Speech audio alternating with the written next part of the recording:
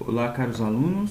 Eu sou o professor Antônio Kellerson Gondim, sou graduado em Letras, Língua Portuguesa e suas literaturas e especialista em letras vernáculas, com ênfase em multiletramentos e ensino. Estamos aqui para a nossa segunda aula, cujo título é A Linguagem Literária, Aspectos Gerais. Então vamos tratar um pouco de noções básicas de literatura, né? Antes da gente iniciar abordando sobre as escolas literárias a partir do romantismo.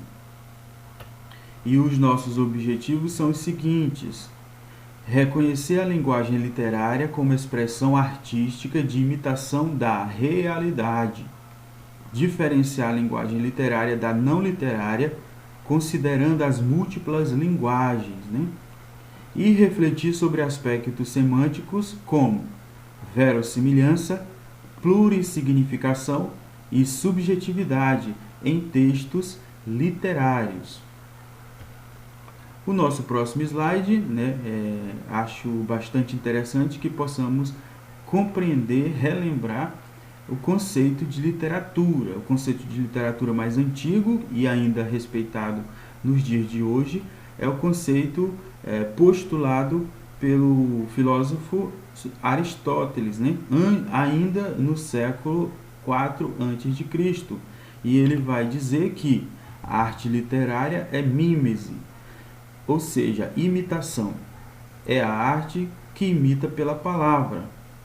Então a etimologia da palavra mímese vem do grego, que significa imitação. Imitação de quê, pessoal? Imitação do mundo real, da realidade. Apesar da literatura muitas vezes ter a característica da ficção, essa ficção tem elementos que podem dialogar com o mundo real, né? Considerando que nada parte do nada. No nosso próximo slide, vamos abordar a linguagem mais tradicional relativa ao aspecto verbal da língua, que pode ser tanto escrito quanto falado, né? Ou seja, na modalidade oral.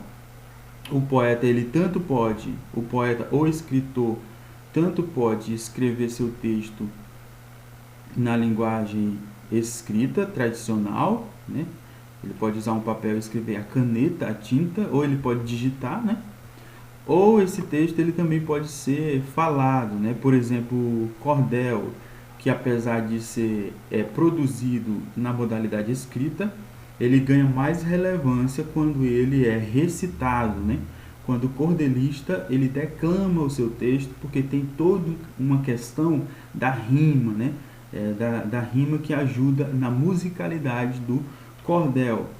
Devemos considerar que esse texto tradicional ele envolve principalmente os suportes que eram basicamente o papel, né? Então o poeta escritor ele utilizava folhas, mais antigamente essa tinta era usada na pena, né? Que o poeta ele usava para escrever.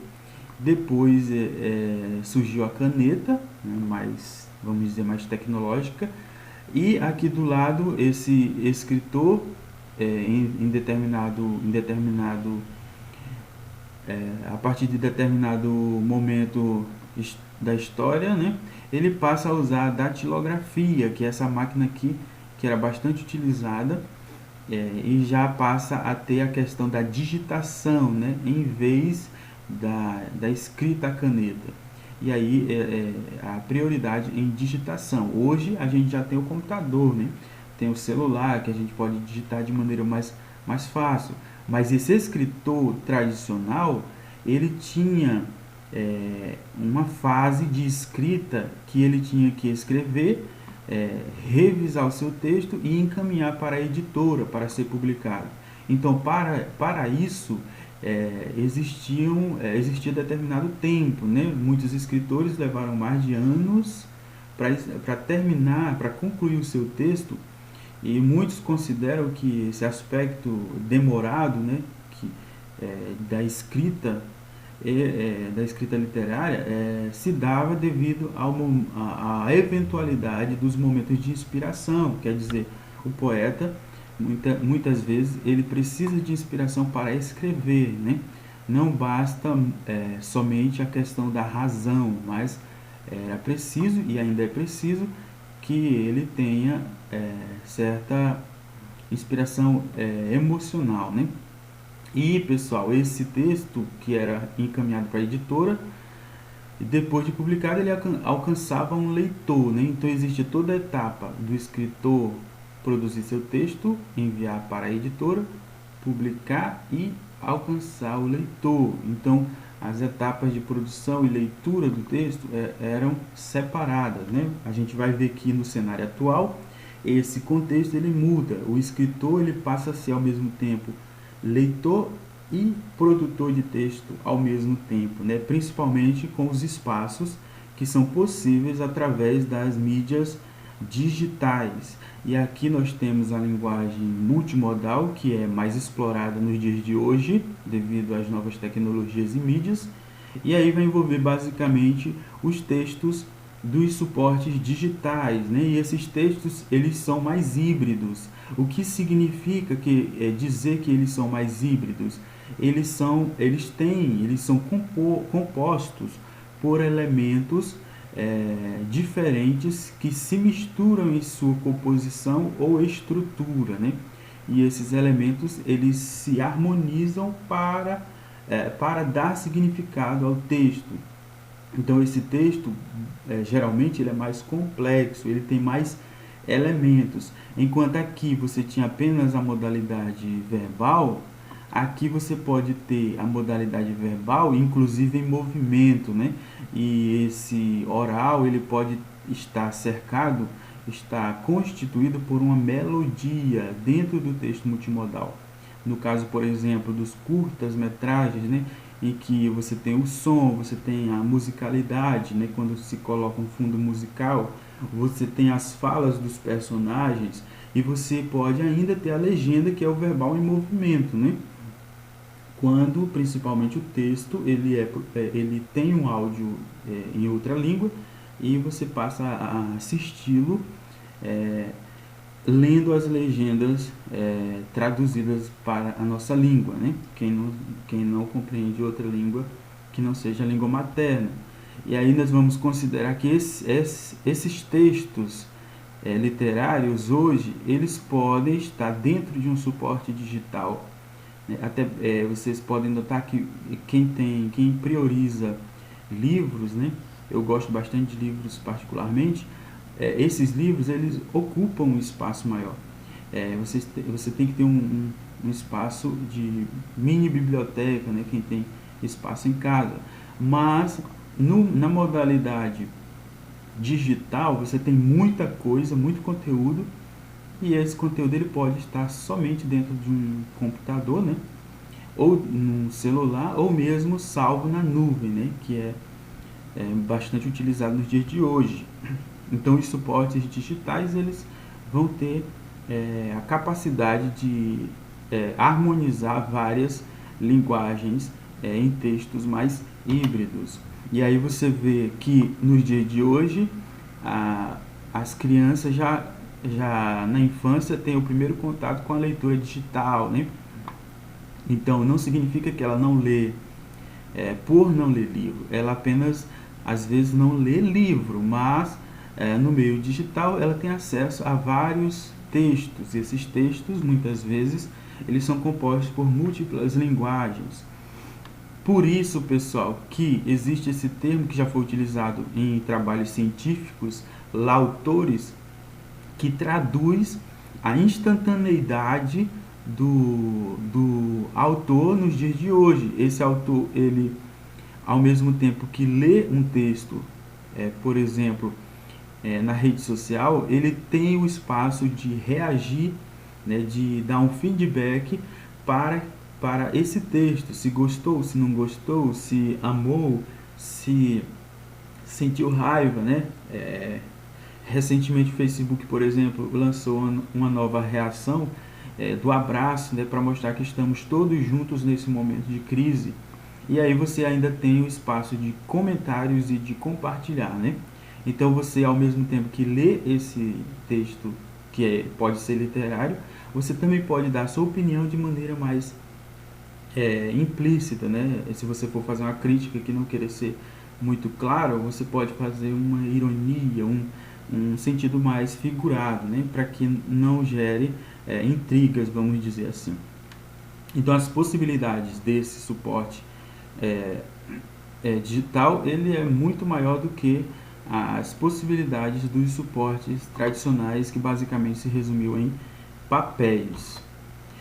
Aqui no nosso próximo slide, vamos tratar ainda da linguagem literal em confronto com a linguagem multimodal.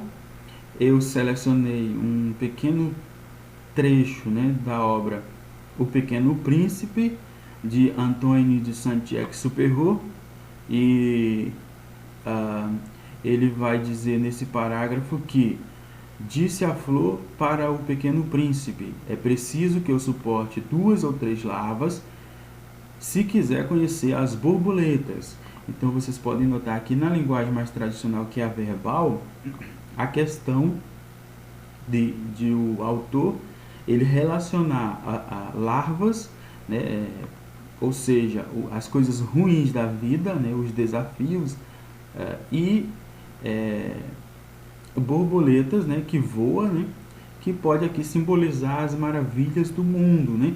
Quer dizer, existe toda uma figura de literária, né, mais artística, de tratar a vida, né, considerando aí uma linguagem mais figurada.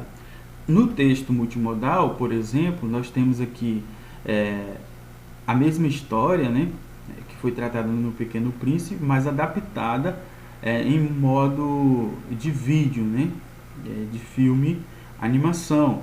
E aí vocês vão ver que tem toda uma diferença, que além da fala, que é o verbal através do som, você pode ter as melodias, né, as músicas. Eu vou colocar um pouquinho aqui. O Pequeno Príncipe adorava o pôr do sol. E aí tem toda uma representação Poxa, como tu és bonita. da flor que conversa com o Pequeno Príncipe, né? Perdoe-me, ainda estou despenteada. Tu és perfeita. Não sou?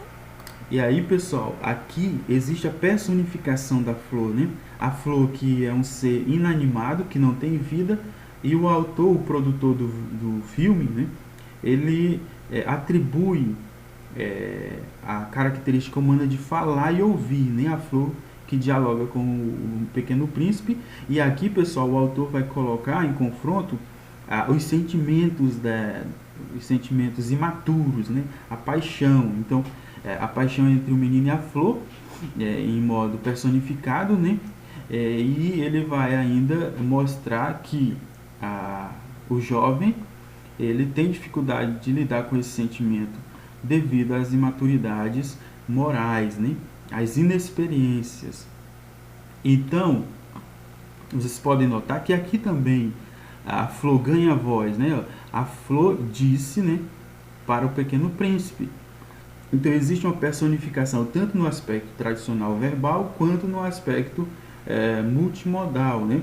E isso faz toda a diferença para a produção de sentidos tanto nesse texto quanto nesse texto mais multimodal. E aqui o link para quem quiser acessar, tá? O trecho do filme completo no YouTube. Vamos para o próximo slide, né? E aí vamos tratar da linguagem não literária, que é bastante interessante que vocês possam diferenciar uma da outra, né? A linguagem não literária e a linguagem literária. Mas aqui vamos tratar em primeiro momento da modalidade verbal, que é a mais tradicional, né? A escrita. O primeiro exemplo que eu trouxe para vocês é um trecho de uma reportagem. O link está aqui para quem quiser acessar a reportagem completa, tá bom? E aí eu vou ler o primeiro parágrafo, o parágrafo que eu selecionei, e o autor diz: mais da metade dos jovens brasileiros revela que exagera às vezes ou sempre no uso de tecnologias, e isso impacta suas emoções.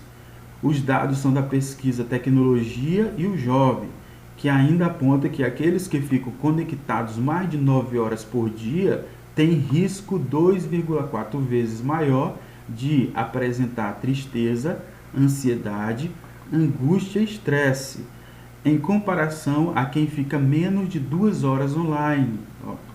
Então, vocês podem observar que nessa modalidade verbal da língua, que foi a modalidade através da qual surgiu a literatura, né, que é a arte da palavra, esse texto aqui, ele não é literário. Por quê? Porque o autor usa uma linguagem mais formal, não é, pessoal? Uma linguagem em que as palavras elas são empregadas no sentido do dicionário. É uma linguagem culta, até porque esse texto é um texto jornalístico, né? É um texto expositivo, em que o objetivo é apenas informar, né? Significa o quê? Significa que esse texto ele é do momento, né? Esse texto ele vai circular na sociedade, seja através de livros, seja através de revista ou de sites, né? Ou revistas online. E aí ele vai ser esquecido porque ele trata de algo do momento, né, pessoal? A linguagem padrão aqui é uma característica da linguagem empregada nesse texto que não é literário, em função de ele não explorar elementos linguísticos que têm muitos significados, que tem a questão de o leitor interpretar da sua maneira. Aqui só existe uma interpretação. Qual é essa interpretação, pessoal? A interpretação de que os jovens brasileiros, considerando que eles usam por muito tempo a tecnologia, isso pode causar danos, né, pessoal? Causar danos como tristeza, ansiedade, angústia e estresse. Então, a interpretação é única. É diferente da linguagem literária, em que o texto ele tem uma sensibilidade maior no uso das palavras. Essas palavras elas são empregadas demonstrando aí a liberdade que o escritor tem no uso da língua. Então, vamos ler esse trecho aqui, que eu retirei do livro Um Rio Chamado Tempo e Uma Casa Chamada Terra, de Mia Couto, né? E aí ele vai tratar o tema da morte dizendo: a morte é como o umbigo, o quanto nela existe é a sua cicatriz, a lembrança de uma anterior existência. A bordo do barco que me leva à ilha de luar do chão, não é senão a morte que me vai ditando suas ordens. Por motivo de falecimento, abandono a cidade e faço a viagem. Vou ao enterro de meu avô Dito Mariano. Percebem, pessoal, como que essa linguagem ela é utilizada de maneira mais delicada, mais sensível, mais artística, né? Tratar a morte, comparando essa morte com o umbigo, né? É algo inusitado, é algo que não é muito utilizado. E aí vocês podem lembrar da figura do umbigo, né? Qual é o elemento que nos liga ao ventre materno durante a gestação, e ao nascer esse elemento ele é rompido, né? Vocês lembram do cordão umbilical, né? Então, que tem toda uma simbologia da vida, né? E aí essa morte comparada com essa simbologia da vida, que é uma cicatriz, a marca do umbigo, né? Mostrando que a pessoa tem uma marca de nascença, e isso se torna mais belo, né? Tratar da morte nessa perspectiva mais envolvendo aí a simbologia da vida, né? Através do cordão umbilical.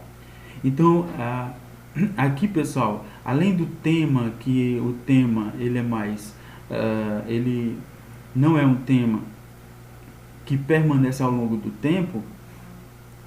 Aqui o tema da morte é um tema que é mais universal, né? Então, na literatura nós temos temas que são mais universais. O que significa que esses temas são mais universais? Significa que quando que a morte vai deixar de existir, de se relacionar com a vida humana, né? Desde o início da vida, que aí lidamos com essa morte, né? Um dia todos vamos morrer. Então a morte, o amor, a tristeza, né? Felicidade, solidão, né? Angústia,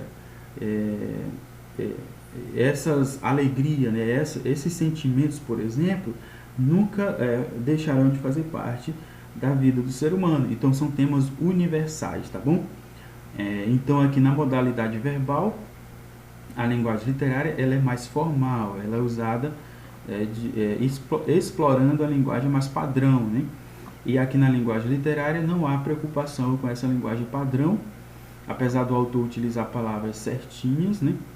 Ele usa uma combinação de palavras através de comparações, uma delicadeza muito maior no uso da língua, e isso tem uma expressividade muito maior, né, pessoal? Então eu espero que tenha ficado claro esse exemplo da modalidade verbal, literária e não literária. Vamos para a modalidade digital, né, que vai envolver basicamente os textos mais multimodais. E aí nós também temos as possibilidades de esse texto digital ou multimodal ser literário, não literário, ou ter características literárias. O primeiro exemplo, eu retirei uma cena do Jornal da Globo, né, em que a Sandra Nemberg, que é uma jornalista bastante conhecida, ela vai dar notícias de um colega de trabalho que faleceu, e aí ela tem toda a questão da emotividade. Vou passar um pouquinho aqui, tá? Aí a gente vai observar um pouco. Informações. Nós vamos encerrar aqui o nosso jornal hoje. Essa notícia nos abate a todos. Ricardo Boechat foi um dos jornalistas mais talentosos do país, um colega extraordinário. Todos nós, seus companheiros, estamos consternados. Então, pessoal, aqui, só para a gente ver um pouquinho, quem quiser acessar tá aqui, tá? O link. Vocês podem notar que apesar de ela estar emocionada, né, que é uma característica, a emoção é uma característica marcante na linguagem literária, mas apesar de ela estar emocionada, isso não caracteriza uma linguagem literária, porque apesar da emoção que é real, ela utiliza uma linguagem padrão, né, uma linguagem mais culta, até porque ela está no jornal, né, no telejornal, e o telejornal é um meio de passar textos em que a pessoa que passa a mensagem, no caso aqui a jornalista, ela explora a linguagem culta, até porque ela tem que considerar que esse jornal é a nível nacional, né? Principalmente a nível nacional, e vai alcançar todo o público da sociedade brasileira que usa a língua portuguesa como língua materna, e ela não pode se utilizar de uma linguagem mais informal, né? Uma linguagem mais literária, porque algumas pessoas entenderiam, outras não entenderiam. Então ela tem que utilizar uma linguagem culta, uma linguagem mais padrão para alcançar o público em geral, tá? Então isso faz com que esse texto ele não seja literário, até porque ele vai ser esquecido a partir do dia seguinte. Não é um texto que vai ficar para sempre. Já a modalidade literária, na era digital, eu selecionei aqui um curta-metragem que vocês podem acessar completo aqui, tá bom? É bem curto. E aí ele vai tratar de uma maneira mais delicada um tema sério, né? Uma sensibilidade muito maior em tratar de um tema que é o câncer, né? De uma maneira mais criativa, que mexe com o nosso lúdico, tá? Então eu vou passar um pouquinho aqui e a gente vai poder observar alguns aspectos.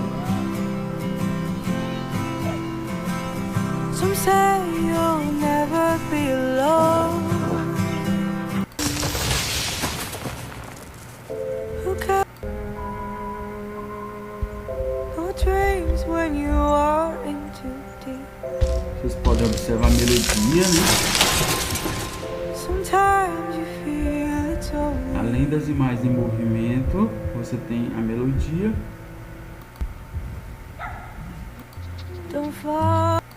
E você tem toda uma representatividade visual aqui, que mostra que esse texto é literário, pessoal. Então aqui, ó, você tem um texto que faz parte do mundo real. Não há uma criação, vamos dizer, ilusória, né? Não existe a criatividade de inventar coisas que não fazem parte da realidade. Aqui é fiel ao mundo real. Aqui vocês podem notar, por exemplo, a menina, né? Vocês veem que ela já pelou a cabeça, está com roupa de internada, indicando que ela estava internada no hospital, né? O balão aqui vermelho, tem todo um atrativo visual, e vocês podem notar que a cena, né? A edição da cena, ela flutuando perto das nuvens. Vocês, pessoal, já viram alguém que consegue no mundo real flutuar perto das nuvens, né? Não, né? Então isso aí faz parte da criatividade do autor, o produtor do vídeo, né, do curta-metragem. Ele tem toda uma combinação de cenas. Essas cenas chamam a atenção do leitor. Inclusive ele escolhe uma melodia, né, uma música bastante leve, bastante suave, que ajuda a suavizar o tema, que é o câncer, que é um tema sério, né? Então o autor ele tem essa sensibilidade de abordar temas sérios com uma linguagem, com uma delicadeza muito maior, que faz com que a gente reflita sobre aquele tema, sobre os episódios que são mostrados a partir das cenas em movimento, né?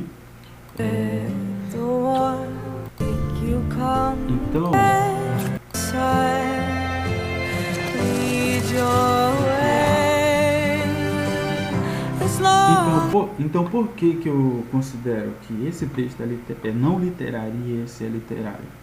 Porque o produtor, né, a emissora, ela envia uma mensagem a partir de uma linguagem mais formal, mais breve. Já esse texto aqui, ele utiliza elementos tanto verbais, que são as falas e a música, a melodia da música, quanto não verbais, multimodais, o movimento, as cores, a escolha da música suave. Tudo isso caracteriza o texto literário, que é mais criativo, que mexe com a nossa imaginação, com o nosso lúdico, tá, pessoal? Então, eu espero que tenha ficado claro esses dois exemplos.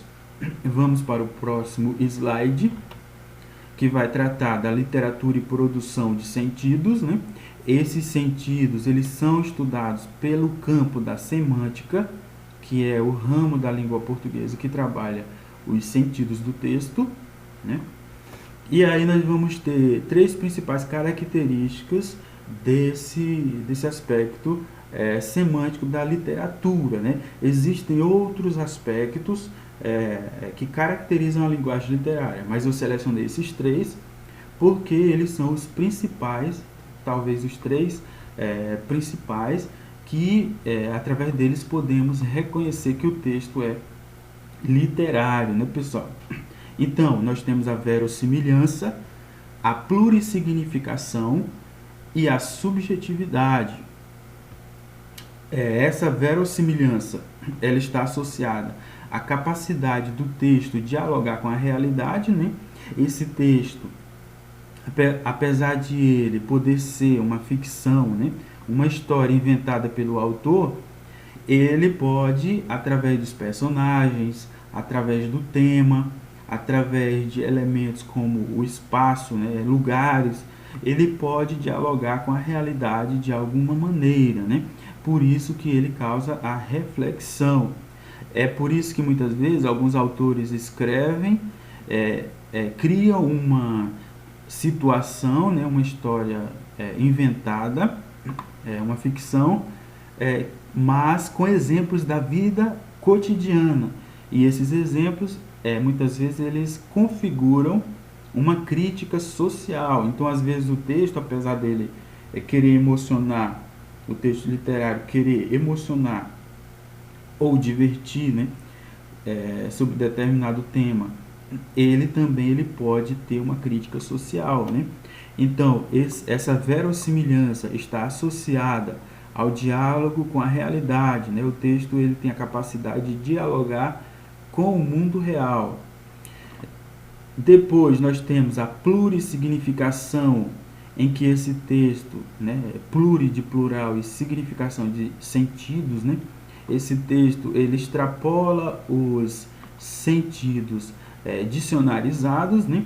Então o autor ele não necessariamente precisa usar uma linguagem padrão, ele utiliza elementos linguísticos que expressam mais de um significado, né? Por isso extrapola o significado literal, o significado do dicionário, e esse texto ele pode expressar vários sentidos, né? Aqui nós podemos também chamar de polissemia, né?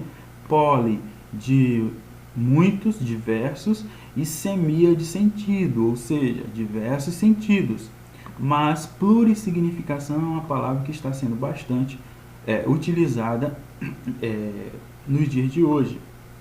Tá? Então essa plurissignificação, pessoal, ela vai ser expressada através da visão particular do autor ao explorar elementos tanto linguísticos quanto imagéticos, quando o texto tiver imagens e imagens em movimento, né? E aí esses elementos que ele escolhe vão produzir múltiplos significados, né? Mais de um significado ou um significado que não seja o significado literal. Ou seja, o objetivo do autor é fazer o leitor refletir, né? É induzir a reflexão no leitor. O próximo aspecto é a subjetividade, pessoal. A subjetividade que está associada ao sujeito, ou seja, o sujeito ele tem a capacidade de mostrar o seu mundo, a sua visão particular de mundo, né? E essa visão particular de mundo ela é expressada através do texto literário. Então essa subjetividade ela se refere ao olhar particular ou pessoal do autor. Esse olhar particular ele é diferente do olhar científico, significa que a linguagem científica ela é única, ela permite apenas um significado, por isso que ela é trabalhada de maneira bastante precisa, em que o cientista ele tem que explicar, tem que afirmar algo e explicar fundamentando, né? Porque não vai permitir mais de uma interpretação. É uma linguagem mais formal, em que é preciso comprovar a realidade. Então o olhar científico afirma aquilo e é aquilo que faz parte do mundo real, né? Já o olhar subjetivo é um olhar que não precisa ser fielmente uma reprodução da realidade, mas pode ser uma ficção, uma história inventada, um relato inventado, e esse relato, apesar de ser inventado, ele vai ter um pouco de realidade, porque vai dialogar com a questão da verossimilhança, né? Então essa subjetividade ela pode vir tanto através do uso de um narrador, no caso de histórias narradas, né? Esse narrador ele pode ser observador ou pode ser personagem, e também pode estar associada ao uso de um eu lírico, né? Na poesia, por exemplo, em que o poeta ele explora verbos na primeira pessoa, né?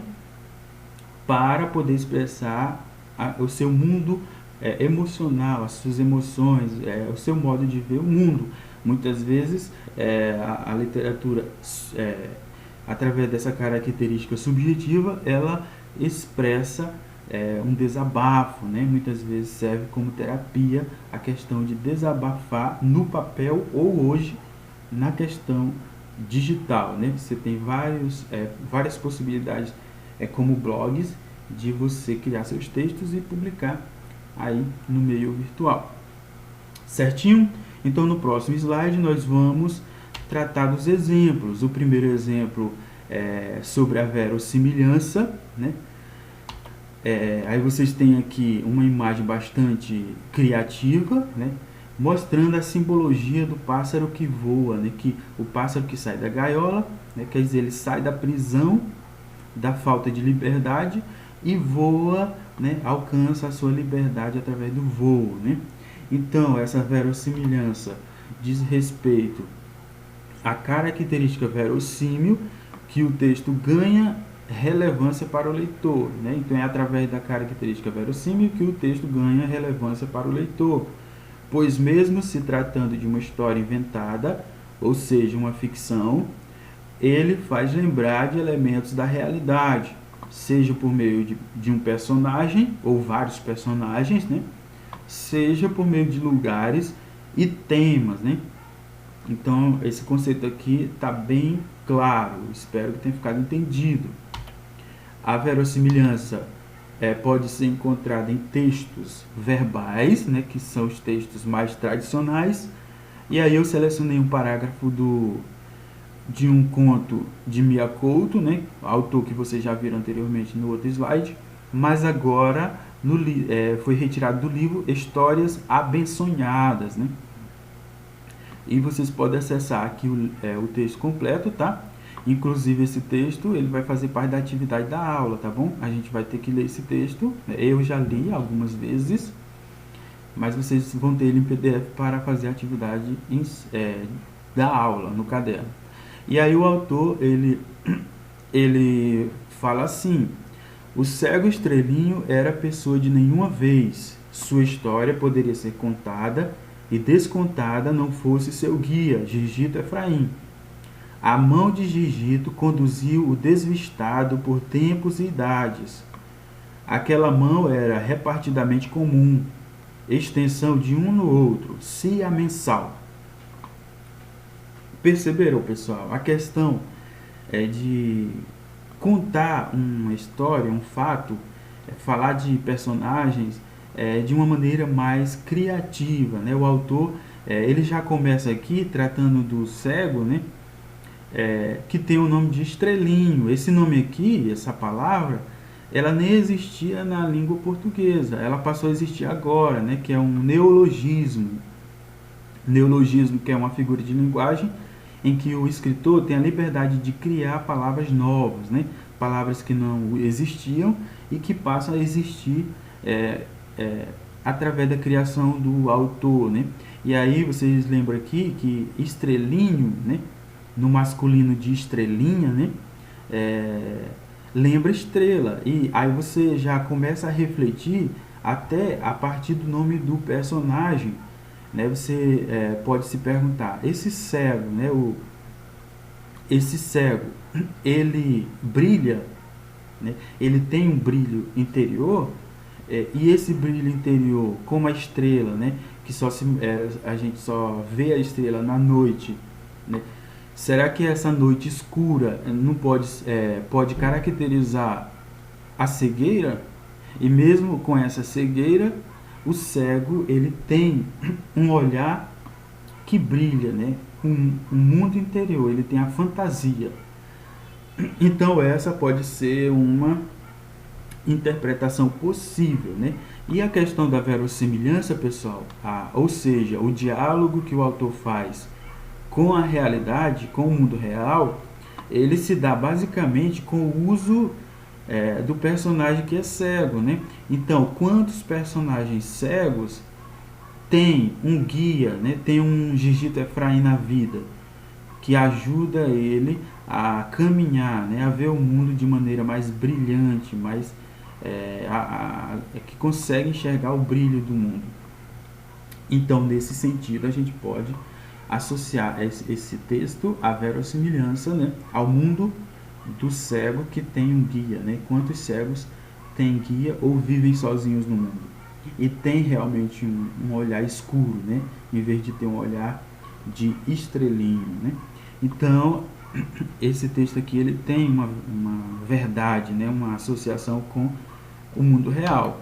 O próximo texto vocês já devem ter, a maioria de vocês deve ter assistido o filme Extraordinário, né? Eu tirei uma cena aqui em que acontece bullying, né? Ele sofre bullying. Vocês podem acessar o texto completo aqui, tá?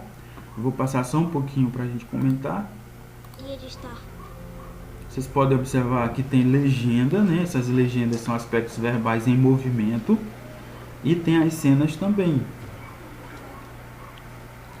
Oi, você come igual um monstro sarlacco. E aí, pessoal, tem toda uma abordagem também de uma criança especial, como aqui no conto, a criança especial que era cega, e aqui tem uma criança que tem uma fisionomia diferenciada, mas nem por isso ela deixa de ser uma criança excepcional, né? Uma criança superdotada.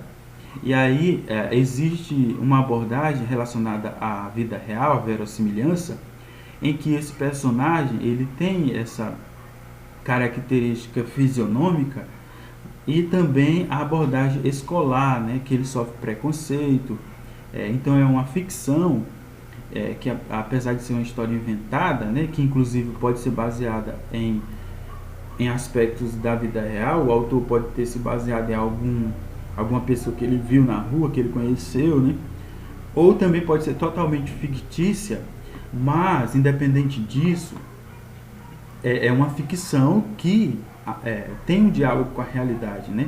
A vida escolar, o preconceito, inclusive a família dele tem um desafio, né? E esse desafio é ajudar ele, a criança, a se inserir na sociedade de uma maneira que alcance seu espaço, né? Alcance o seu espaço de cidadão comum. E aí tem toda essa realidade inserida dentro da narrativa, tá? Então essa verossimilhança ela é notada desta maneira, tanto no texto verbal, através do cego, quanto no texto multimodal, que é o filme, através do personagem que tem uma especialidade fisionômica, né? E ele é muito inteligente. Quem assistiu ao filme observou, né, que ele é extremamente inteligente. Vocês podem rever aqui, tá? Então eu espero que tenha entendido. Vamos para o próximo slide, que vai tratar da plurissignificação. Essa plurissignificação, como eu já falei, está associada, né, aos múltiplos significados que o texto ele pode ter e que o caracteriza como um texto literário, né, pessoal? Então, essa plurissignificação vai estar associada aos múltiplos sentidos, né, vários sentidos que o texto pode ter. Lembrando que plurissignificação também pode estar associada ao termo polissemia, né? Polissemia, poli de vários e semia de muitos, né? Múltiplos sentidos. Conotação, ou seja, o texto, as palavras, as frases, elas são utilizadas de modo que transmitam um sentido que extrapola o sentido literal, ou seja, o sentido dicionarizado, vai além do sentido real das palavras. E esse sentido que extrapola o sentido literal, ou seja, o sentido figurado, ele vai estar associado muitas vezes à exploração de figuras de linguagem, né? Vocês podem ter, por exemplo, que a gente já viu, a própria personificação, em que o autor ele usa um elemento, seja um personagem, seja uma coisa, seja um objeto, que ele dá características humanas a essa coisa, de maneira que essa coisa não tinha vida e passa a ter uma animação, né? Passa a ter características de ser vivo, né? Características humanas. Vocês podem ter, por exemplo, a ambiguidade, que é quando o autor ele usa palavras que expressam mais de um significado, que muitas vezes tem como objetivo uma crítica que fica subentendida, assim como a ironia, por exemplo, em que o autor ele diz uma coisa, né, de maneira com um pouco de humor, mas que ele quer, na verdade, criticar alguma coisa, e essa crítica ela é manifestada de maneira implícita, né? Não é aquela coisa que deixa clara, mas é como se fosse um sarcasmo, uma ironia, né? Na linguagem de hoje a gente até fala, né? Tá tirando sarro, tá me tirando, né? Porque a pessoa às vezes fala uma coisa que não fica clara, mas você subentende que ela quis fazer uma zoação, né? Então, pessoal, tem várias figuras de linguagem, por isso que a gente diz que o sentido é mais figurado, né? Figurado de figuras de linguagem, né?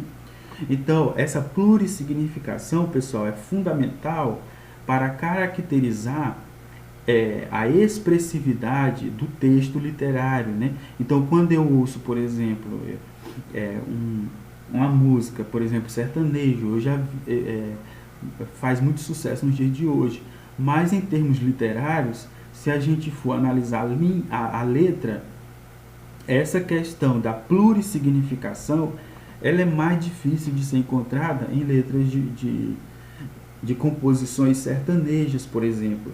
É diferente de se você ler as letras, por exemplo, do Renato Russo, por exemplo, que fez bastante sucesso na geração passada, né? E aí você vai notar que ele explora muito essa questão da plurissignificação. Tem uma banda também que eu acho que já está extinta, que é Engenheiros do Havaí. Se você pesquisar algumas letras deles, você vai ver que tem uma plurissignificação. Você ouve a letra da música e você fica imaginando o que o autor, o que essa letra quer dizer, né? Não é aquela coisa de você ouvir e já entender o significado, mas é uma música que causa a reflexão, né? Então isso faz toda a diferença no texto literário. Aqui, pessoal, eu selecionei um exemplo para a gente ver uma música que vocês podem ouvir aqui, tá? Não necessariamente você tem que gostar da melodia, tá, pessoal? Eu selecionei a música em função do significado, né? Da observação desse significado plural, né? Então eu vou colocar um pouquinho aqui para a gente fazer as considerações. O céu está no chão, o céu não cai do... O sol é mãe, o pai dissolve a escuridão. O sol renasce no Japão. Eu vi também, só pra poder entender. Na voz da vida ouvi dizer que os braços sentem e os olhos veem e os lábios beijam dois rios inteiros sem direção. Então, pessoal, aqui vocês podem observar que existe uma linguagem mais figurada. E eu quero frisar aqui nesse ponto. Aqui, pessoal, que os lábios sejam dois rios inteiros. Como que esses lábios, eles podem ser dois rios inteiros? No mundo real, isso não existe, pessoal. Então, a literatura, ela extrapola o mundo real, né? Então, o que significa lábios? Lábios pode representar o beijo entre quem? Entre duas pessoas. Duas pessoas representadas por dois rios, duas histórias diferentes, e esses rios se cruzam através do beijo, né? E quando se beijam, o sentimento é tão forte que não tem direção, né? Essas pessoas vão para onde depois desse beijo? Elas vão namorar, elas vão se separar, né? Então, como que acontece o contato amoroso, né? Então, essa música tem um pouco disso, a sensibilidade de tratar o encontro entre duas pessoas através do beijo, e esse beijo representando aí as correntezas do rio, né? Como que é isso? Como que são esses sentimentos que afloram a partir do contato que é o beijo. Então, vocês podem observar, pessoal, que existe uma abordagem mais poética, uma abordagem mais literária, ou seja, uma plurissignificação, né? Permite que o leitor ele interprete da sua maneira. A observação que eu fiz aqui é uma observação possível, né, de interpretação, mas você pode ter a sua observação de leitura, você pode produzir os sentidos que você imaginar dessa letra da sua maneira, a partir das suas experiências de mundo, né, do seu conhecimento de mundo. Então, aqui nessa música há a questão da plurissignificação, o sentido que extrapola a realidade, né, o sentido do dicionário. Então, vamos para o próximo slide, que trata da subjetividade.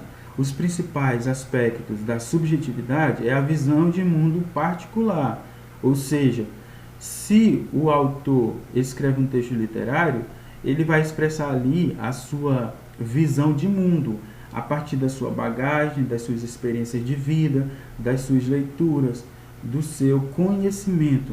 Então, essa visão de mundo, ela caracteriza a subjetividade do autor tratar determinados temas e fatos da vida, né?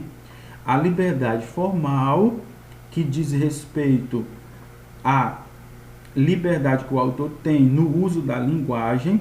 Essa linguagem, ela pode ser mais informal, não necessariamente ela precisa ser,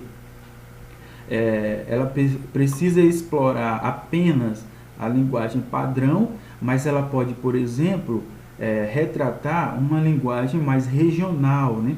Uma linguagem que caracteriza determinada região, ou ela pode explorar gírias, né? Ela pode explorar palavras que fogem do sentido literal, do sentido real, do mundo real, tá? Então ele tem uma liberdade maior. Existe até uma expressão chamada licença poética, em que o poeta ele tem liberdade para se expressar, né? Para expressar o seu mundo, a sua subjetividade. E muitas vezes essa liberdade, essa expressão do eu, ela se dá através do eu lírico que é a voz do poema, né?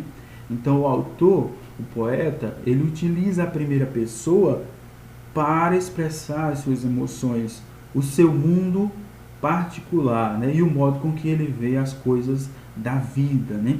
E aí os verbos vão estar em primeira pessoa.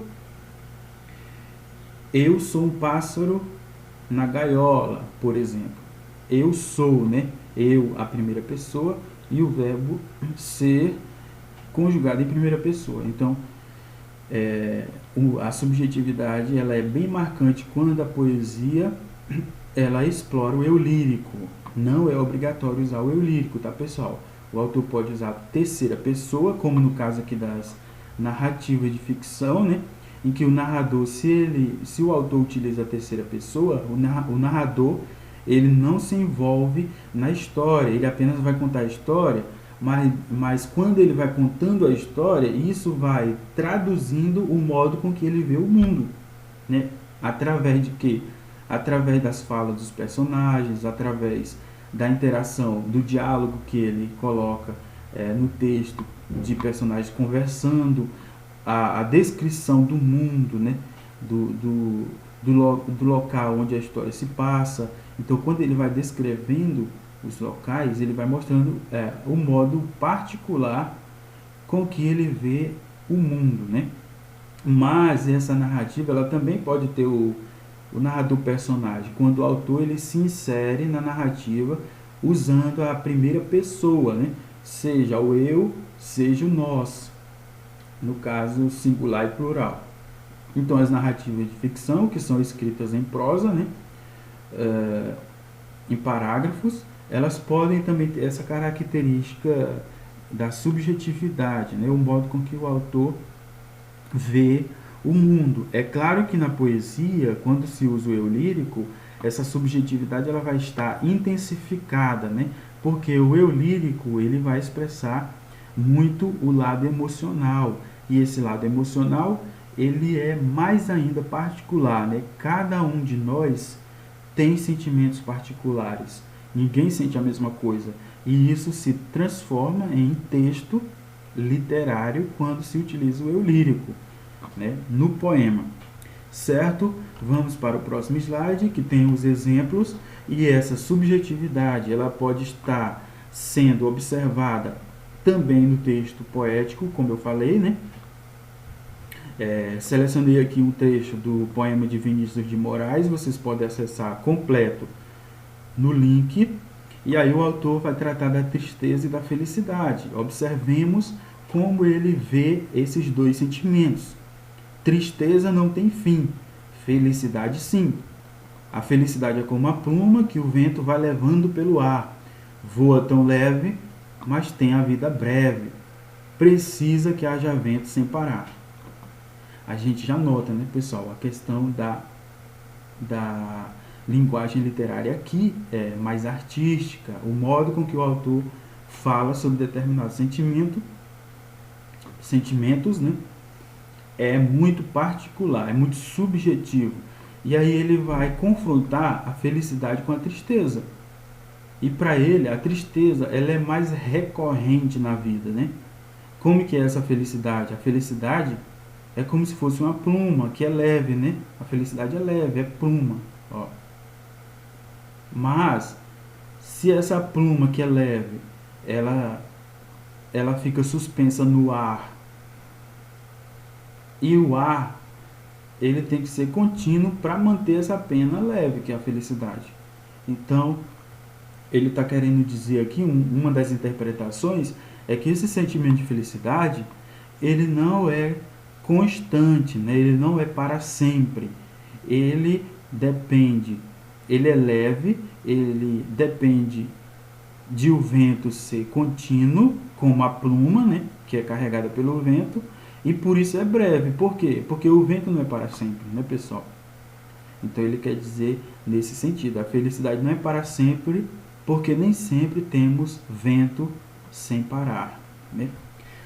É uma das interpretações. E vocês podem notar que aqui ele não usa a primeira pessoa, né? Ó, a felicidade, ela é como a pluma, terceira pessoa, né? Voa tão leve, ela voa tão leve. Então os verbos voa, o verbo é, né, estão conjugados em terceira pessoa, mas a expressividade do poema faz com que esse texto ele seja subjetivo, apesar de não ter um eu lírico, de não ter ali um eu lírico evidente no uso dos verbos, tá? Então, aqui na modalidade verbal do poema, né, essa subjetividade acontece. Na música, eu selecionei uma música da MPB, da nova MPB, né? Vocês podem acessar o link aqui para ouvir a música completa. E ela também vai tratar da felicidade. Os temas dos textos às vezes dialogam, né? Tristeza e felicidade, e aqui felicidade, tá? Vamos ouvir um pouquinho de Marcelo Janesi, né? Vamos ouvir um pouquinho e daí eu comento, tá?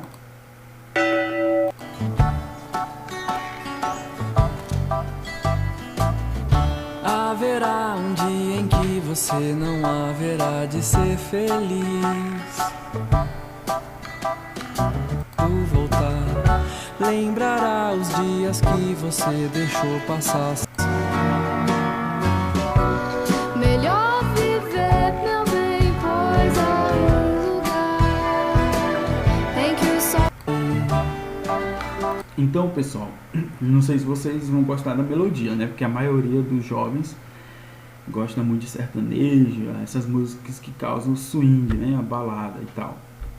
Mas eu selecionei mais em detrimento, em função do valor literário, né? Do sentido. E essa música, ela é bastante...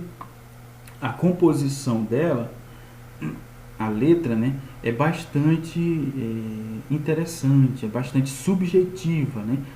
Enquanto aqui há uma visão mais negativa vamos dizer, há um lado negativo da felicidade, que é a tristeza, a ausência da felicidade, a tristeza, que não tem fim, né? Aqui a felicidade é tratada de uma maneira mais positiva, mais singela, né? Mais simples. Felicidade é só questão de ser, como o autor diz, né? Então, há um tratamento do tema que é particular do autor, é subjetivo. Ele mostra a sua visão sobre a felicidade, o que é a felicidade para ele. Então, se vocês ouvirem a música ou pesquisarem a letra, é bastante singular, né? Essa abordagem da felicidade, né? Em contraposição à abordagem de Vinícius de Moraes, que é um pouco mais negativa, porque aborda também a tristeza, né? Então a subjetividade ela acontece porque trata de um tema de maneira artística e particular do autor. Agora, pessoal, eu espero que vocês tenham entendido até aqui. E eu vou comentar um pouquinho a atividade da aula que vocês deverão fazer no caderno, tá bom? Teremos 5 questõezinhas, bem simples. E para responder essas questões, vocês vão ler o texto que eu disponibilizei em PDF no anexo, tá? Com o título O Cego Estrelinho, que é do autor Mia Couto, né? Então vocês vão ler o texto, vão observar o que o autor quis mostrar ali, vão observar os elementos literários que eu comentei, a questão da plurissignificação, a questão da subjetividade, a questão da verossimilhança, né, que é o diálogo com a realidade, e o outro texto vocês vão assistir, que é um curta-metragem, né, que é um filme curto. Eu vou disponibilizar o link na pasta, e aí vocês têm 2 textos, o texto verbal, que é o mais tradicional, né, a linguagem impressa, e o texto disponibilizado no link, que é um vídeo, né? Então a linguagem é multimodal. Nas questões eu vou pedir que vocês vão copiar no caderno todas, tá bom? E vão responder qual das linguagens lhe chamou mais atenção, a do conto verbal ou a do curta-metragem multimodal. E aí vocês vão justificar, né, quais os elementos que chamaram mais a atenção de vocês, os elementos do conto ou do vídeo, curta-metragem. A questão 2, vocês vão tratar do tema do conto de Mia Couto, né? Qual que é o tema? Aí vocês vão resumir em poucas linhas, tá bom? Não é para contar a história inteira, é só para resumir o tema.